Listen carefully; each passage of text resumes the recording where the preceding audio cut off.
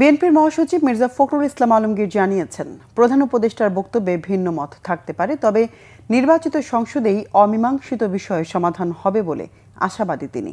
বলেন, নির্বাচনের পর ফ্যাসিবাদ বিরোধী সব শক্তি মিলে জাতীয় সরকার গঠন করতে চায় বিএনপি। রিপোর্ট করছেন সিকান্দার রেমান। জাতীয় সংসদ নির্বাচন নিয়ে জাতীয় ঐক্যের প্রয়োজনীয়তার বিষয়ে এফএসডি আয়োজিত আলোচনা সভায় বিএনপি নেতারা জানান, যে কোনো বিষয়ে ঐক্যমত চাপিয়ে দেয়া যুক্তিসঙ্গত নয়। দুর্নীতি বন্ধ করে রাজনৈতিক দুর্বৃত্তায়ন রুখে দেওয়ার কথাও বলেন তারা। এই দুর্নীতি বন্ধ করে দেন, রাজনৈতিক দুর্বৃত্তায়ন অনেকাংশে কমে যাবে। ব্যবসায়ীরা কেন রাজনীতি করতে আসে? দেখে যে ব্যবসার চেয়ে বেশি লাভ হবে এখানে। এই প্রবণতা বন্ধ করতে হবে আমাদের। বাস্তবতা নিরিখে কথা বলতে হবে এবং সুশীল সমাজের যারা আছেন তারাও বাস্তব পরামর্শ দিবেন। 270 দিনে পার্লামেন্ট কিছু করতে পারলো না, অটোমেটিক্যালি সংবিধান সংশোধিত হয়ে যাবে। এত অনাস্থা রাখবেন না জনপ্রতিনিধিদের উপরে। যারা জনগণের ভোট নিয়ে আসে, জনগণের সমর্থন নিয়ে আসে, একটু কমন সেন্স তাদের আছে। ঐক্যমত কারোর উপরে চাপিয়ে দেওয়াটা এটা আমি কোনোভাবেই যুক্তিসঙ্গত মনে করি না।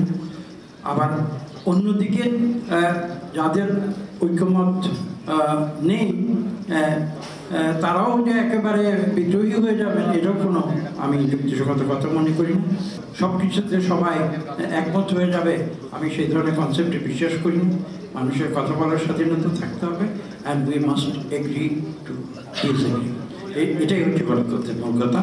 বিএনপি মহাসচিব আবারও জানান, পিআর সাধারণ জনগণের কাছে বোধগম্য নয়। নির্বাচনের পরে ফ্যাসিবাদ বিরোধী সব শক্তি মিলে ঐক্যবদ্ধভাবে দেশ গড়ার কথাও জানান তিনি।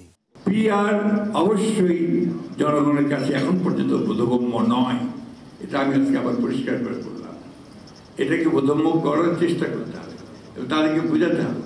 আরেকটা কথা যেটা এখানে এসছে, আমরা কিন্তু খুব পরিষ্কার করে বলেছি যে আমরা নির্বাচনের পরে যে সমস্ত রাজনৈতিক দলগুলো বা শক্তিগুলো একসাথে ফ্যাসিস্ট বিরোধী সংগ্রাম করেছি, তাদেরকে সঙ্গে নিয়ে একটা জাতীয় সরকার গঠন করবার আমরা একটা প্রস্তাব দিয়েছি এবং সেখান থেকে প্রমাণিত হয় যে আমরা আসলেই এই জাতিকে সত্যিকার অর্থে মূল জায়গাগুলোতে ঐক্যবদ্ধ করে আমরা সামনের দিকে এগিয়ে যেতে চাই। রাজনৈতিক দলগুলোর মাঝে কোনো ধরনের অনৈক্য তৈরি হওয়া, নির্বাচন বাধাগ্রস্ত হওয়া কারোর জন্যই মঙ্গল হবে না বলেও জানান বিভিন্ন রাজনৈতিক দলের নেতারা। সিকান্দার রেমান, বাংলাভিশন, ঢাকা।